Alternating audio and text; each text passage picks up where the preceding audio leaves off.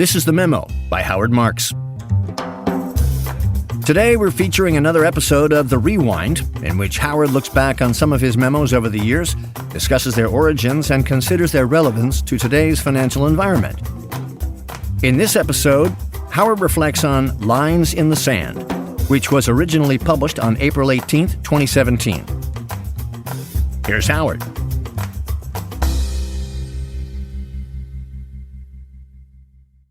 Lines in the Sand is really an extension of a memoir I wrote back in 2006 called You Can't Eat IRR. And basically what I was doing there is drawing the distinction between dollar returns and percentage returns.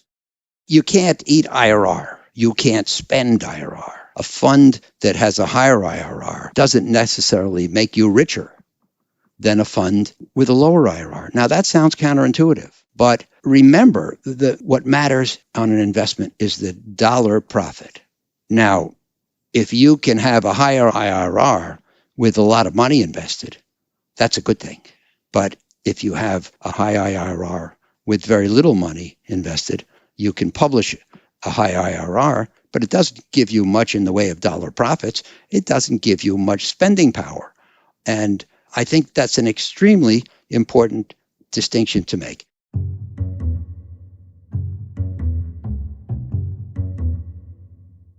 I try to write memos when things become topical.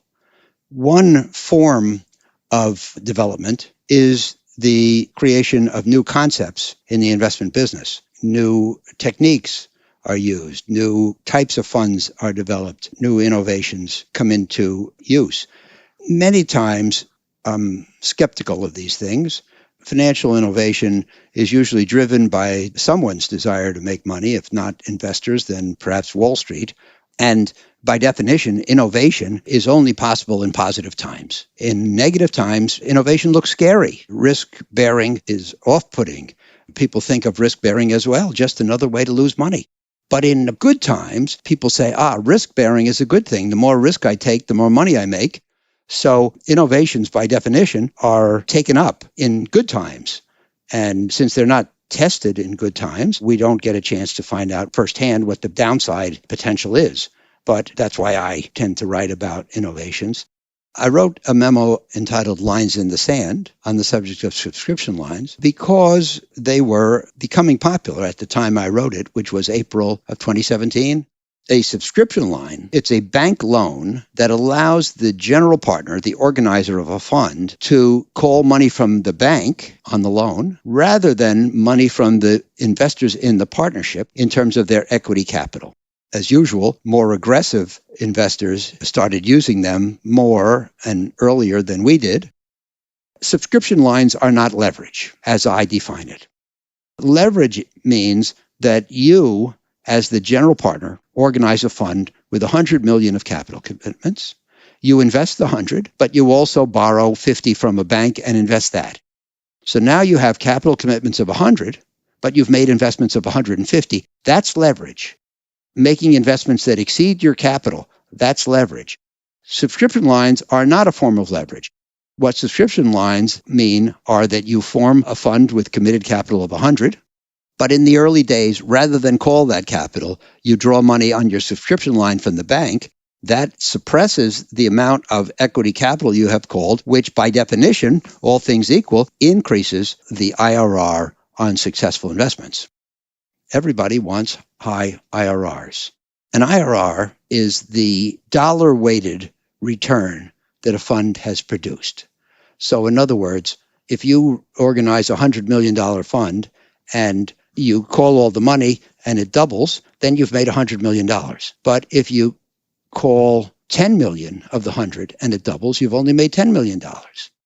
Later on, if you call the other $90 million and you put it up 10%, you make $9 million. And the IRR is not so high since the 90 was invested at 10%, but the $10 million that you invested in doubled. Well, it still factors in, but it has less weight in the calculation. The return was accomplished on a smaller capital base. A certain rate of return, if accomplished with a lot of money invested, should count more than a certain return with a little money invested. The former has more impact on the fund's actual result. What matters to investors, or what should matter, is the dollar return. You commit $100 million to a fund. What should matter is how much you get back. And clearly, if you commit $100 and they take $100 and they double it, you make $100. That's great. If you commit $100 and they take $10 million and they double it, you get the same IRR, but not so great because you only made $10 million. So you have to think about how much money did I commit? How much did they take from me? How long did they keep it? And what was the rate of return on the money, on the investments that were made with that money? These are all the important questions when figuring out the rate of return. The IRR is the rate of return on the equity capital. And here's a shocker for you. If you make a bunch of money without calling any equity capital, the IRR is infinite, even if you make a very small rate of return, since you made it without any equity capital called. And what this shows is that you can have a very high IRR, but not much of a dollar return. The dollar returns on funds we call MOCC or MOIC, multiple of committed capital, the amount of money you committed to the fund, or multiple of invested capital, the amount of money that the organizer of the fund drew from you to invest. In the memo, I called the latter MOC. The current verbiage, MOIC, had really not been put into common use by that time. The subscription line permits an increase in the IRR, presumably without an increase in the multiple of capital. It's cosmetic. What matters, again, is the amount of money you put in and the amount of money you get back, or the dollar profits. The really important substance of You Can't Eat IRR was where I show that not only is IRR an imperfect measure of how well your investment did, how well the fund did, but there is no single metric which is perfect in showing how the fund did. Now, every metric requires simplifying assumptions, since all the performance developments are multivariate. And what I mean there is that, for example, we have to make some assumption about what happens to the capital of a fund that isn't called. The IRR tells us what was done with the capital that was called. What about the capital that wasn't called? As I mentioned before, the things that matter are: how much did you commit? How much was called? What rate was it put to work at? How much did you get back? And no one metric captures all of that. How much got called? IRR doesn't really go to that. If you commit 100 to a fund and you only get called for 10, IRR doesn't take cognizance of the fact that 90% of your capital sat idle. Maybe you put up 100, maybe you committed 100, it was called, it was invested in low return investments, but the general partner held on to it for a long time. In that way, you may get a high multiple of capital, but a low IRR. So sometimes you get a high IRR and a low MOIC. Sometimes you get a high MOIC and a low IRR. Which is better? Guess what? Can't say. Impossible to say. So no one metric tells the whole story.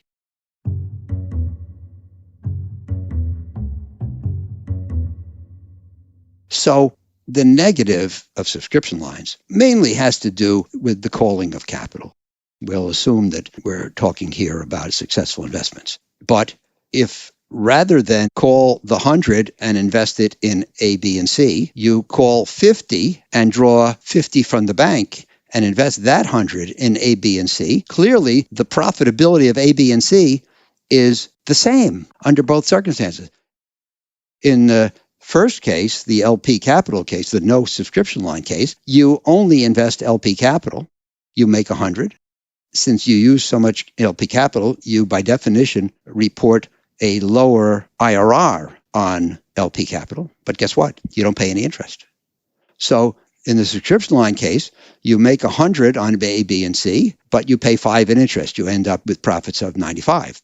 In the no subscription line case, you make 100 on A, B, and C. You don't pay any interest. You end up with 100 of return. So dollar profits are what matter. If you're a client of mine and I say, would you rather have 100 of profit or 95? Almost everyone in the world can answer that question correctly. It's generally better to have 100 than 95. However, the fund with 95 of dollar profit will report a higher IRR because of its lower use of equity capital. It looks better. It's illusory. Now, which do people want? That's the key question. So, which one does the general partner, the organizer of the fund, want? And the answer, in general, is that the GP wants high IRRs because it's more attractive performance. It helps the GP compete against her peers and attract money. And of course, attracting capital is the lifeblood of our industry. Anything that helps you do that might be considered desirable. Certainly, a higher IRR is better in that sense than a lower IRR, especially given that most people look first at IRR, care more about IRR. So the GP wants the high IRR to be competitive and win the race for capital. But the LP might also want it. Why? Well, that's especially true if the LPs are agents. Agents are people who invest money for others, not their own money. And the people they invest for, be it clients or bosses, might have charged them and said, I'm going to evaluate you based on IRR. And in that case, the agents want to produce IRR. This is especially true if the agent's compensation is based on IRR. I'm sure there are people out there who get bonuses, let's say portfolio managers of institutional funds. They're evaluated and compensated on the basis of IRR. So guess what? They want higher IRRs, even though the IRRs aren't necessarily beneficial to the people whose money they're investing. If you give people the wrong incentive, you'll get the wrong behavior. And if you pay people based on IRR, that will favor funds that employ subscription lines, everything else being equal, despite the fact that funds that pay subscription lines have interest bills that funds that don't use subscription lines don't get. So the banks want to see widespread use of subscription lines because subscription line loans are generally safe for the banks to make, but it's another form of doing more business. So the point is, ironically, everybody wants high IRRs, even though the subscription lines employed to produce them may be A, not beneficial, but B, actually harmful in that they require the payment of interest, which is unnecessary. Really. The reason that I wanted to discuss subscription lines in such depth is that it's important that people understand the pros and the cons. And the first level thinker, I would say, says, I want to have a superior IRR. The second level thinker says, well, what could be the catch? When I see innovation or uniform consensus thinking, my frequent response is to say, what's the catch? And there are catches with subscription lines. For example, the subscription line is secured by the capital commitments of all the LPs. And the bank figures out what percentage of the commitment it can lend a given fund in a subscription line based on the credit worthiness of the LPs. So it's all based on the assumption that the LPs will repay the subscription lines when their capital is called. But what if we get it to tough times?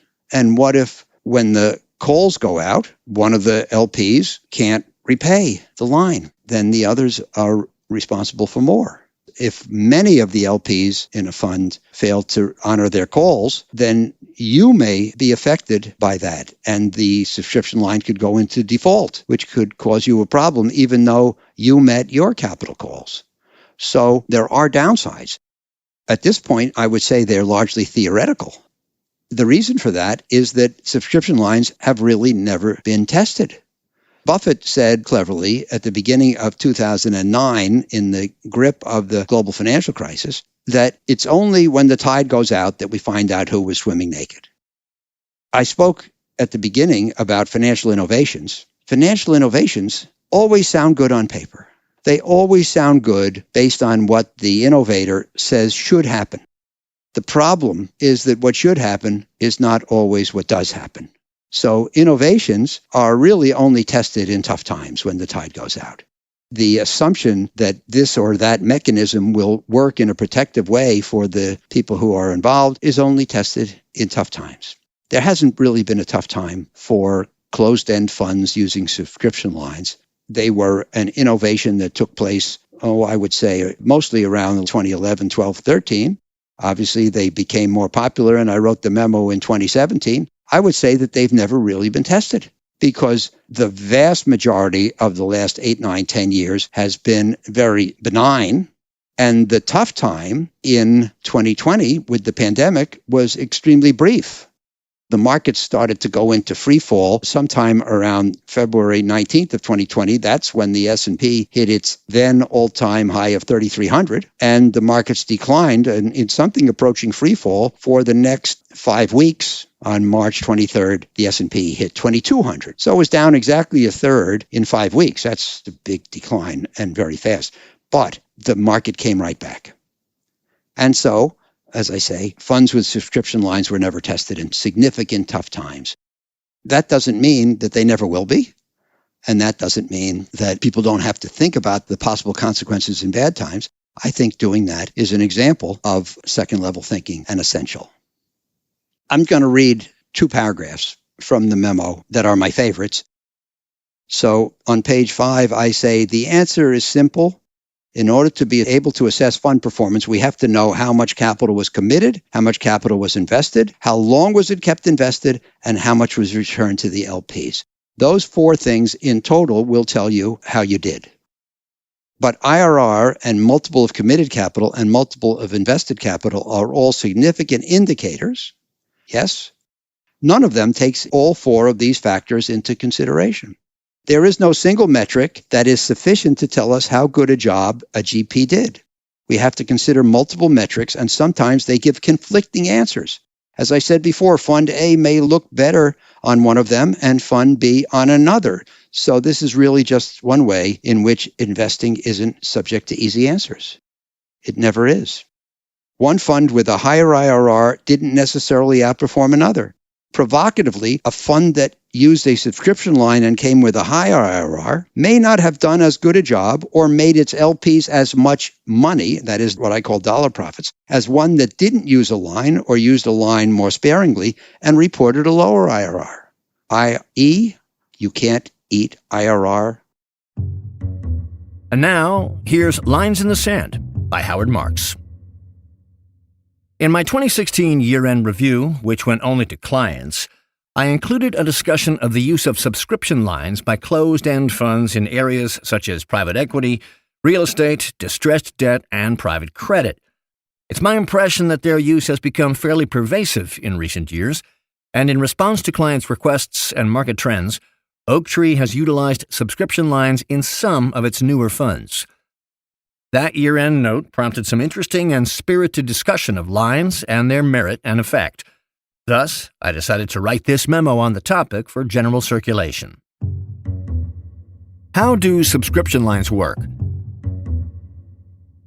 As I wrote in the year-end review, subscription lines are bank loans extended to funds that enable them to use borrowed money rather than LP capital to make early investments or pay fees and expenses.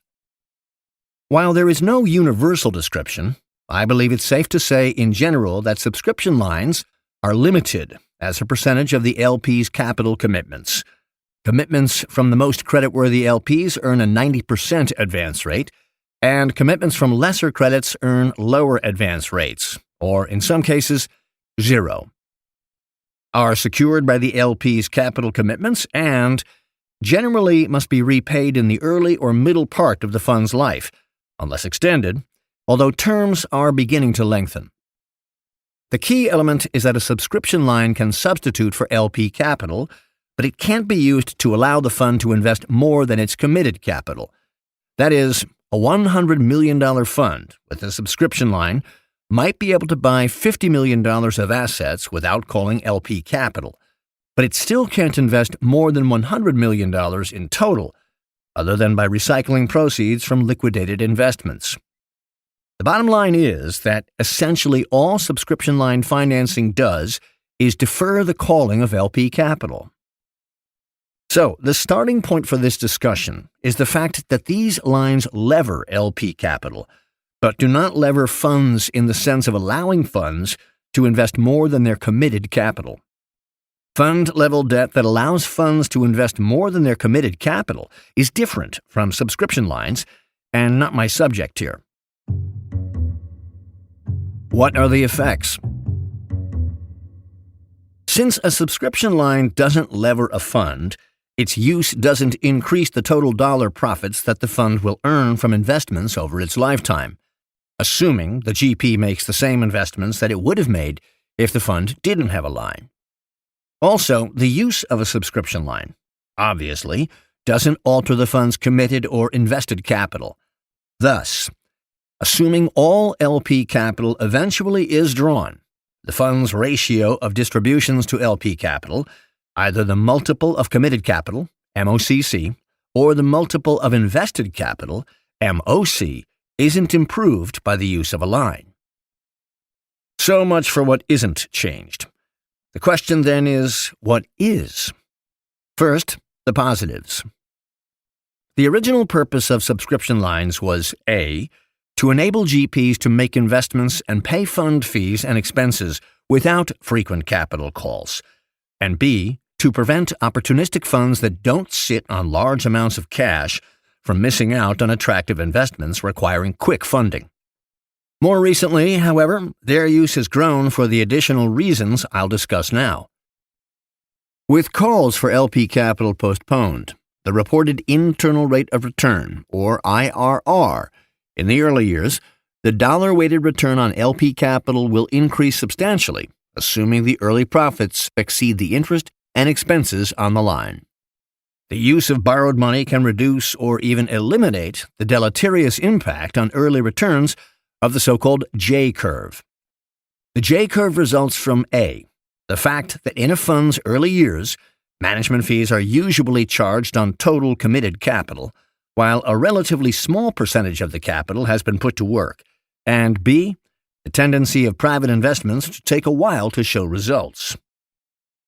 Over the course of a fund's life, LP capital will typically be called for investments or to repay the borrowings under the subscription line. This will cause the ratio of subscription line capital employed to LP capital to decline. As a result, the fund's IRR will retreat from its elevated early level and move down toward what it would have been if the fund hadn't employed a subscription line. However, all other things being equal, the fund's lifetime IRR will remain higher than it otherwise would have been, since the impact of using the line will taper off, but not reverse. Finally, any committed capital that hasn't been called because of borrowing under the line will remain in the hands of the LPs. Thus, any return the LPs earn on the uncalled capital in excess of their share of the fund's subscription line costs will be additive to their results.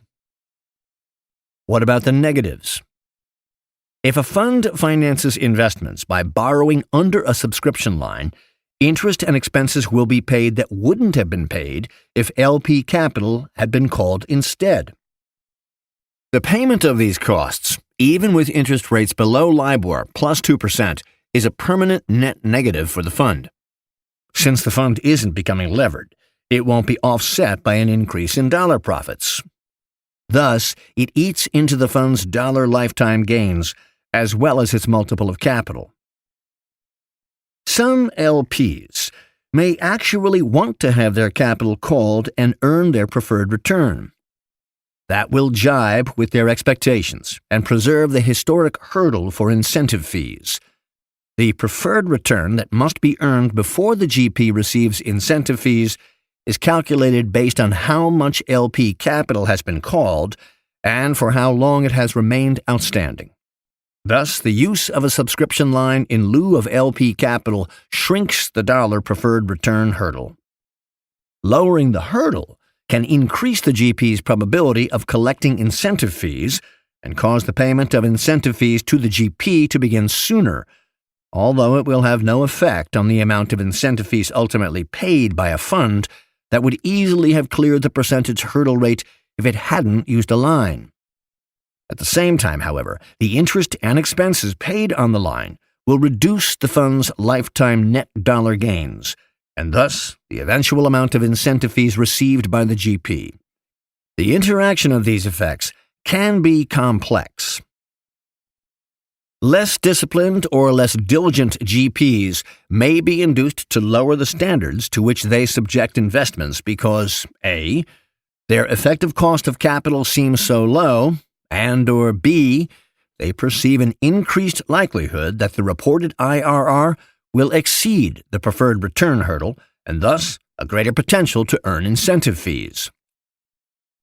Some LPs seek to avoid so-called unrelated business taxable income, UBTI. Without getting into further details, suffice it to say the use of subscription lines increases the risk of UBTI to these LPs. Since each LP's commitment to the fund is an essential part of the bank's collateral, the existence of a line could conceivably complicate the process of selling an LP interest in a secondary transaction, in particular if the would-be buyer is less creditworthy. As the use of subscription lines increases, many banks are requiring greater and more intrusive information on the financial wherewithal of fund LPs to ensure the sufficiency of collateral. Some LPs are now starting to push back on providing this information, while others are expressly demanding to be excluded from borrowings, which can create an awkward dynamic among the LPs and between the LPs and GP. Given the existence of so many pros and cons, what factors have caused the use of subscription lines to become widespread? I believe they're these. For LPs, the desire for high reported IRRs, better cash management, including fewer drawdowns, and the potential to use their capital more efficiently. That is, to use undrawn capital to make investments that may add to overall profits. For GPs, the expectation that higher IRRs will enhance their reputations and enable them to raise more money, the potential to lower the hurdle that must be cleared before incentive fees are received, the ability to enhance reported results in a low-return world or mask otherwise low investment returns, and, defensively, a way to be competitive with other GPs who raise IRRs through the use of lines. Impact on fund performance metrics. The most important question in assessing fund performance is clear. Did the GP do a good job? It's a simple question, but answering it is anything but. In particular, if a fund that used a subscription line shows a high IRR, does that confirm that the GP did a good job? Since a fund's total dollar profits and multiple of capital aren't improved by the use of a subscription line, the increase in IRR, while pleasant, might be thought of as illusory. Remember, as I wrote in a 2006 memo with the same title, you can't eat IRR. My basic point in that memo was that what really matters is how much money an LP makes as a result of having committed to a fund. It's that simple. But the deeper message was that, while valuable, neither IRR, nor MOCC, nor MOC, nor any other single metric is sufficient to tell us whether the GP did a good job. There are many elements that must be taken into account, and if you hold all the others equal, one metric might be sufficient to answer the question, but the others rarely are equal. For example, a high IRR certainly is desirable, but that's what a fund can show if the GP makes only one investment with a small fraction of the fund's committed capital, and that investment produces a substantial profit.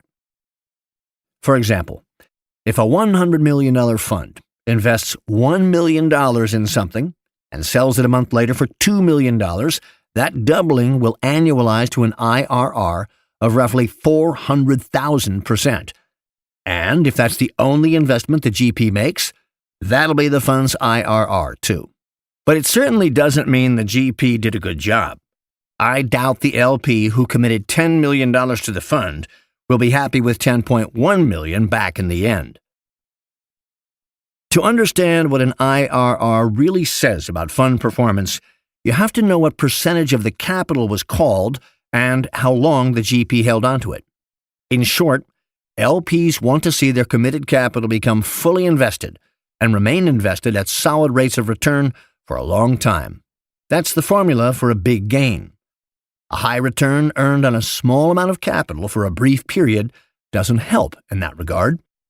High annualized IRRs on investments of less than a year can be especially misleading. A big multiple of invested capital is good too, but it also may be of limited significance. Let's say the GP of that $100 million fund invests $10 million, keeps it invested for the fund's entire 10-year life, and earns an annual return of 15% on that investment. That will result in proceeds of $40 million and thus an MOC of 4x. That's great for the LPs, as far as it goes. But if that's the only investment the GP makes, the LPs collectively will earn profits of only $30 million, certainly not what they had in mind when they committed $100 million to the fund.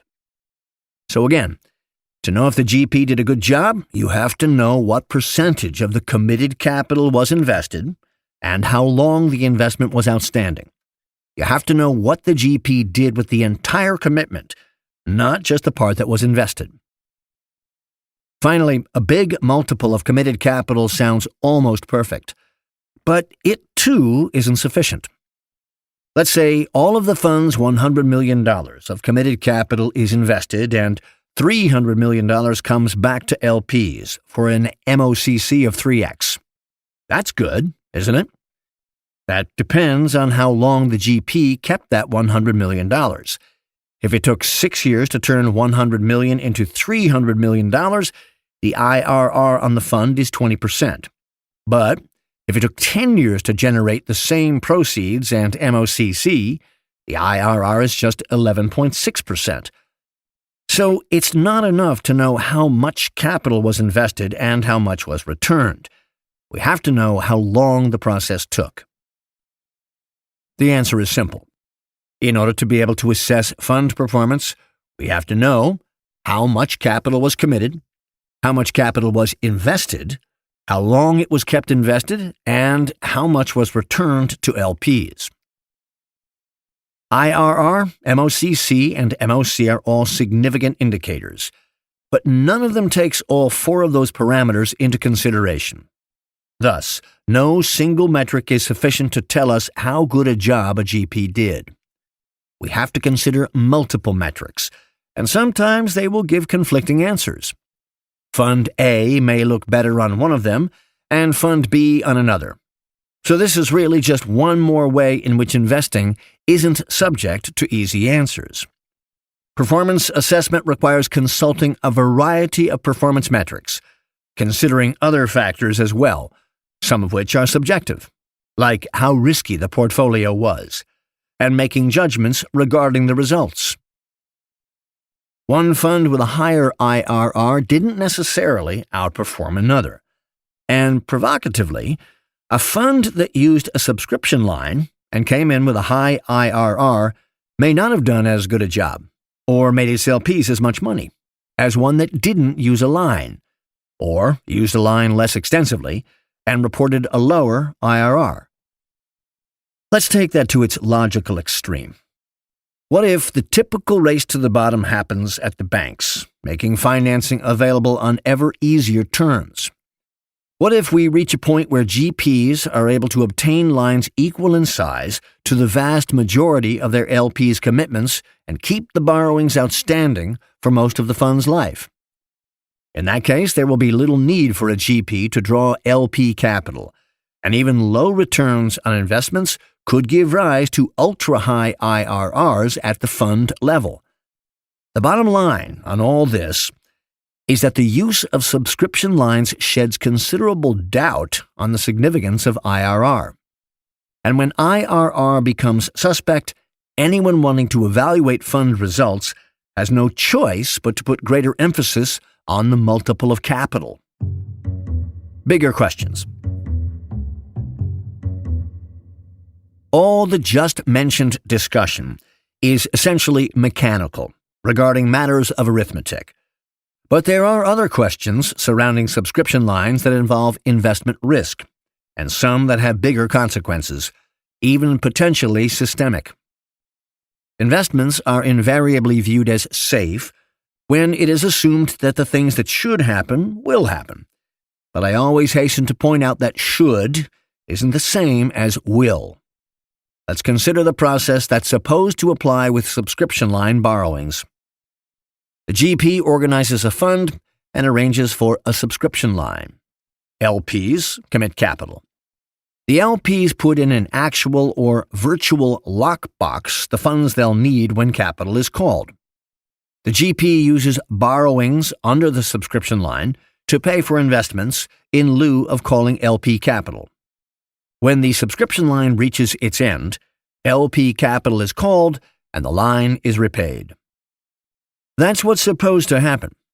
But there are ways in which actual events can deviate from that idealized progression. Most of these would be the result of negative developments in the financial markets or the larger world.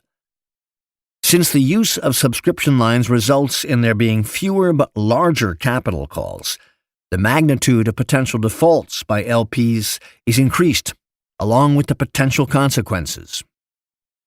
Suppose the fund makes $5 million of investments against an LP's $10 million commitment, borrowing $5 million on the line, and there's a financial crisis, or the investments simply turn out to be big losers, and those investments decline in value to $2 million.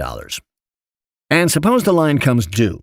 The fund calls $5 million from the LP with which to repay it, and the LP, perhaps receiving simultaneous capital calls from a number of similarly affected managers, concludes it's in its best interest, or its fiduciary duty, to not put up $5 million to secure investments now worth $2 million. Instead, it defaults on the capital call, depriving the fund of capital, potentially limiting the fund's ability to repay the line and or make further investments, and thereby possibly harming the remaining LPs.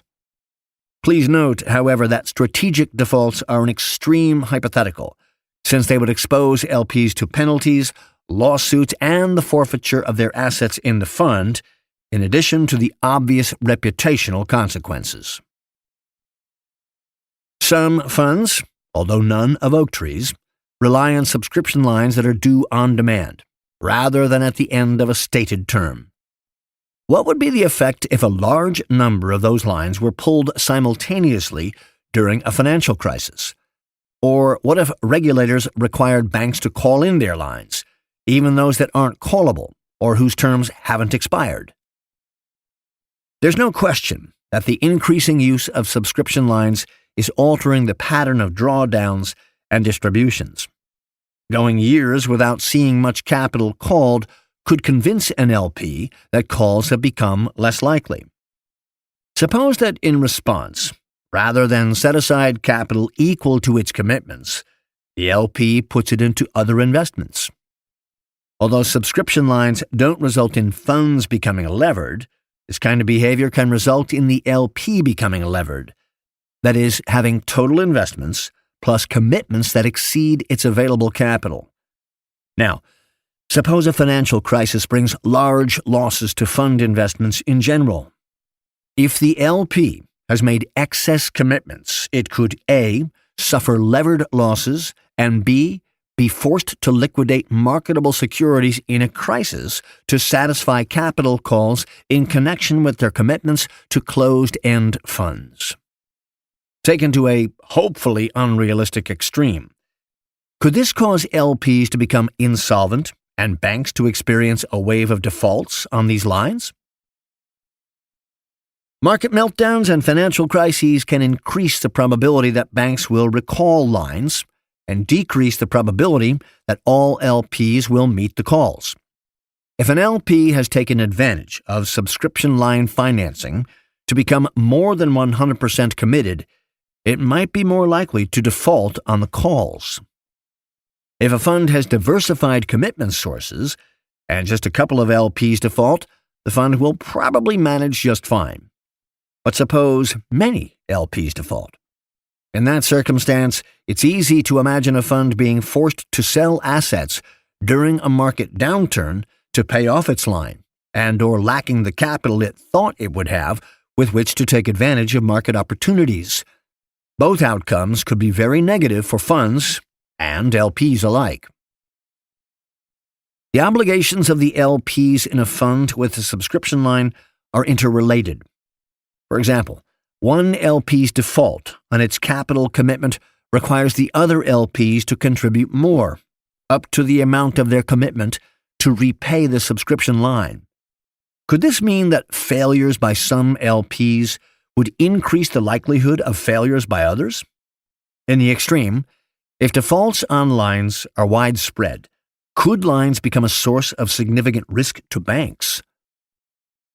In order to figure out the full impact of the use of subscription lines, one would have to know what LPs do with the uncalled capital during the period before it's drawn by the funds.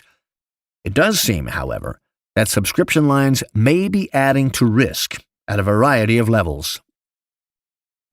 These hypothetical examples imagine financial crises, asset meltdowns, and, in some cases, less than conservative behavior on the part of LPs.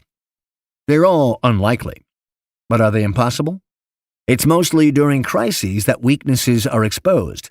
Things that are supposed to happen fail to do so, and unanticipated consequences and linkages manifest themselves. As I mentioned at the outset, some Oaktree funds have made use of subscription lines in recognition of the advantages described previously. And because many of our LPs, almost all of which are sophisticated institutional investors capable of understanding how lines work and their pros and cons, have indicated that they want us to do so. However, I can report that the concerns discussed previously have caused us to begin an internal process to develop guidelines intended to mitigate the risks of subscription lines while preserving their benefits. The key to financial security, individual or societal, doesn't lie in counting on things to work in good times or on average. Rather, it consists of figuring out what can go wrong in bad times and of only doing things that will prove survivable even if they materialize. Has anyone thought through all the implications of closed-end funds' increasing use of subscription lines? Are they all tolerable for the individual parties and for the financial system? I haven't read much on this subject, but we should all be thinking about it. That's the reason I'm writing today. April 18th, 2017. Thank you for listening to The Memo by Howard Marks. To hear more episodes, be sure to subscribe wherever you listen to podcasts.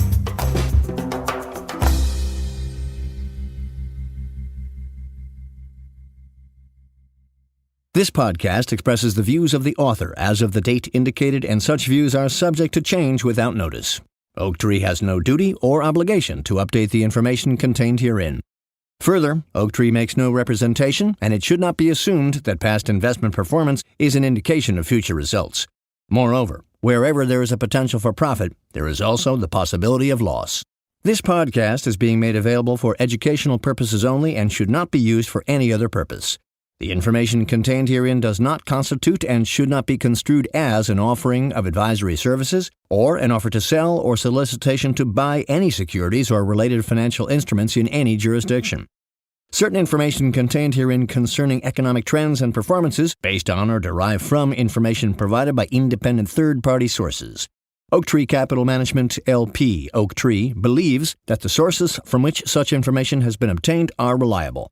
However, it cannot guarantee the accuracy of such information and has not independently verified the accuracy or completeness of such information or the assumptions on which such information is based.